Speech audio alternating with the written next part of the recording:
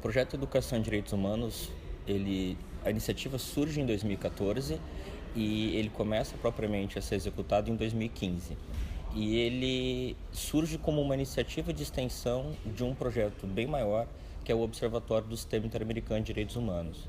É um multiprojeto de ensino, pesquisa e extensão que acontece no curso de Direito do Campus Cobrasol São José e que é coordenado por mim, pelo professor Luiz Magno e pelo professor Roberto Volk. Que nós percebemos, a partir de uma pesquisa, um diagnóstico bem preliminar, que havia um forte déficit na formação de professores da rede pública e da rede privada de ensino, professores no geral, em matéria de educação e direitos humanos. Desde 2012 existe uma diretriz nacional de educação e direitos humanos, só que nós percebemos que havia pouquíssima formação dos professores nessa matéria. E aí, por uma peculiaridade de contatos e de facilidade de acordo, nós iniciamos o projeto no município de Palhoça, na rede municipal de ensino de Palhoça. Inicialmente, no ano de 2015, nós fizemos uma versão piloto do projeto. O projeto mais ou menos já começou com o ano letivo das escolas em curso, então houve um projeto piloto trabalhando com 5 escolas. E aí ele se realizou durante todo o ano de 2015 e no ano de 2016, aí nós o estendemos para toda a rede. E atualmente trabalham conosco as 24 escolas da rede municipal de ensino de Palhoça. O projeto ele tem dois nortes, dois focos, 2 linhas de atuação. Ele nasce fundamentalmente como um projeto destinado à formação continuada de professores da rede municipal de ensino de Palhoça em matéria de direitos humanos. E, nesse sentido, era um projeto que não abarcava tanto os alunos de graduação. Então, nós começamos a trabalhar primeiramente, com professores que são os professores mais ligados à parte pedagógica das escolas, né? Os orientadores, supervisores, diretores, não todos.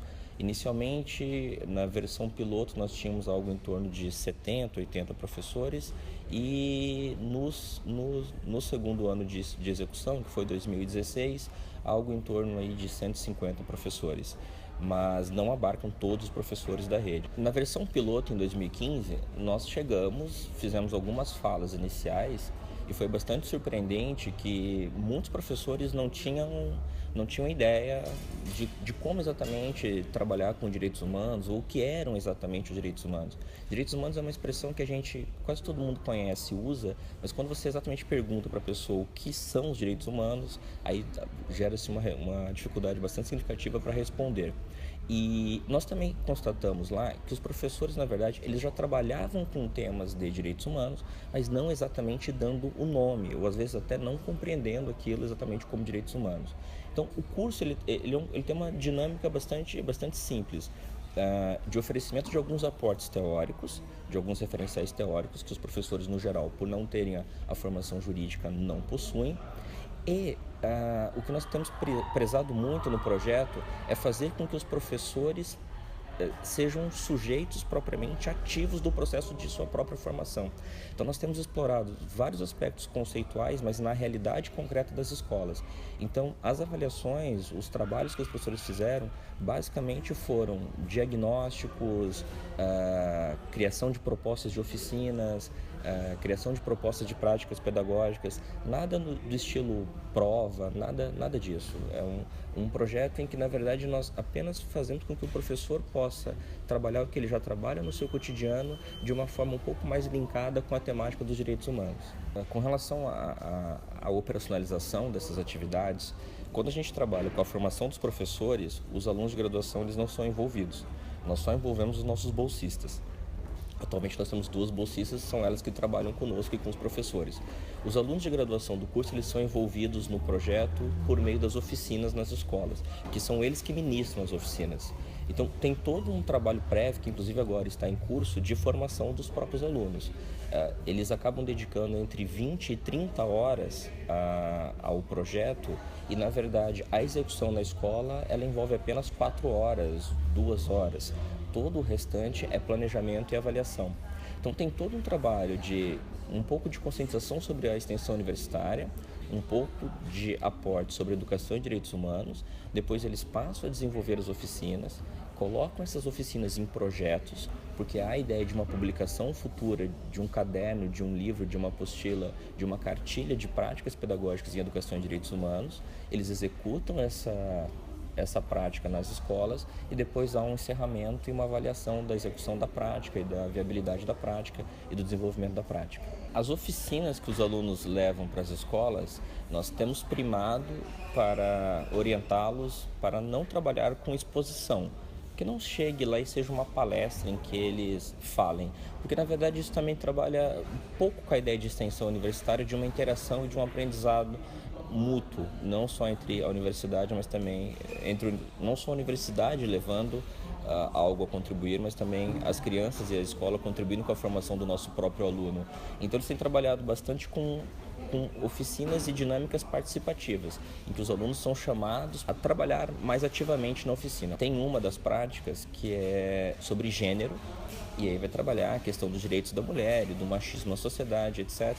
E aí os alunos levam perguntas em cartazes, afixam esses cartazes no quadro, e aí os alunos votam se aquela pergunta, por exemplo, lugar de mulher em casa cuidando das crianças, aí certo ou errado, e aí os alunos votam.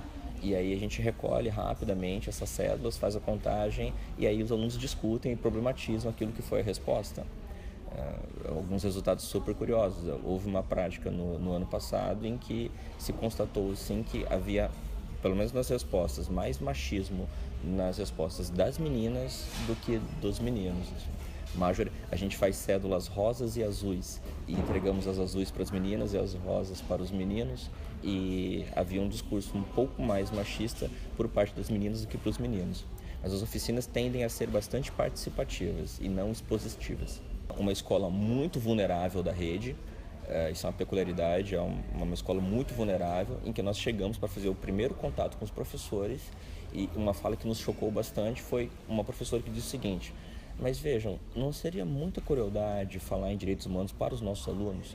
E aí ela começou a falar da realidade daquelas crianças, né? Que era uma realidade de abuso sexual, de fome, de criança que só se alimenta na escola. E foi bastante chocante, assim, a professora perguntar: não seria crueldade? Será que não seria melhor poupá-los? Porque o projeto parte muito de uma ideia de empoderamento, né? Uma ideia de que você tem que saber quais são os seus direitos para que você os defenda e você lute por eles. E nos chocou bastante. A professora receosa de falar para os seus alunos que eles tinham direito à saúde, sendo que na realidade eles não têm direito concreto à saúde. E há ótimos resultados e ótimas experiências também. Há uma escola em que o projeto está desde a versão piloto em 2015, que é uma das escolas mais parceiras, que é a Escola Laurita. E nessa escola, por exemplo, depois de algumas abordagens do projeto e depois de um pouco mais de trabalho com direitos humanos, a ronda escolar diminuiu bastante a frequência. Houve uma diminuição do problema de convivência entre os próprios alunos. E uma das experiências mais gratificantes que nós já tivemos até agora no projeto foi quando nós levamos crianças dessa mesma escola do segundo ano, na faixa de 7, 8 anos de idade, lá para a universidade, para passar um filme, fazer uma dinâmica com eles, uma oficina com eles, etc. Inclusive isso rendeu depois um dicionário de direitos humanos feito por eles em sala de aula e uma matéria na RBS, na afiliada da Rede Globo aqui em Santa Catarina. E é muito interessante, a gente achou que não era possível basicamente trabalhar a temática com crianças tão novas, e foi muito curioso constatar que eles não têm capacidade de abstração. Então tem umas coisas lindíssimas do tipo: o que é liberdade para você? E aí a criança responde: liberdade é um gramado verde. Porque ela não consegue conceituar a liberdade, ela apenas consegue sentir e viver a liberdade. Então tem algumas coisas assim muito legais e maravilhosas do projeto. O projeto pretende agora ser ampliado, inclusive há uma perspectiva de que ele venha para os CAUs da universidade, né, para os colégios de aplicação. E ele é um projeto sem limite, sem prazo para terminar. E, na verdade, o que ele procura no fundo, e foi o que nos motivou desde o início a levar esse projeto às escolas e a criar esse projeto, né? A ideia de que nós vamos construir uma sociedade melhor, menos violenta, mais tolerante, mais democrática, à medida que as pessoas tenham clareza sobre os direitos fundamentais e humanos que as outras pessoas têm. Então, as escolas têm um problema sério que todas elas dizem, que é o bullying. O bullying nada mais é do que um problema de não respeito pelo outro. E a gente tem tentado trabalhar isso desde da mais inicial idade, porque também temos uma crença de que quanto antes começarmos a trabalhar, melhor. A importância da extensão universitária para a formação do estudante é fundamental. No ano passado, um dos alunos disse o seguinte para a gente após uma oficina, né? Olha, foi a experiência mais incrível que eu tive na graduação. Ele estava no 9º período, ele foi a uma escola fazer uma oficina com crianças que durou 1 hora e foi a experiência mais incrível que ele teve na graduação.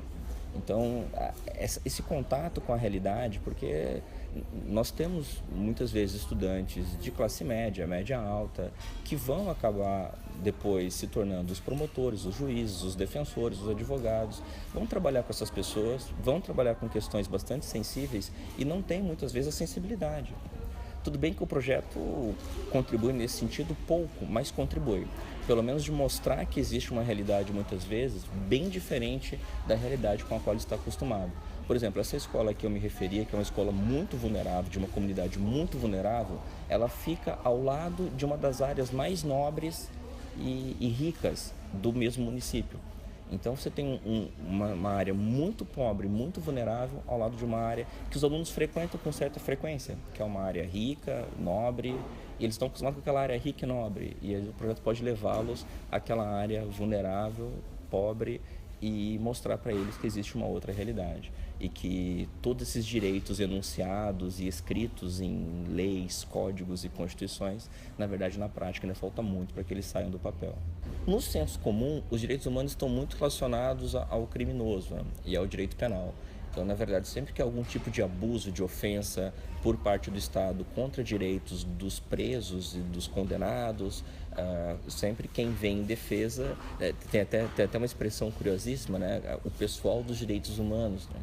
Porque é super curioso que você classifica algumas pessoas como o pessoal dos direitos humanos, né? Se são os direitos humanos, os direitos mais fundamentais de toda pessoa humana deveria ser uma pessoa dos direitos humanos, né? O que a gente tem tentado trabalhar foi um pouco do que eu já disse também, a ideia de que direitos humanos são aqueles direitos mais essenciais e mais básicos de toda e qualquer pessoa, independentemente de quem ela seja, independentemente de sexo, raça, orientação política, orientação sexual, origem interna, origem externa.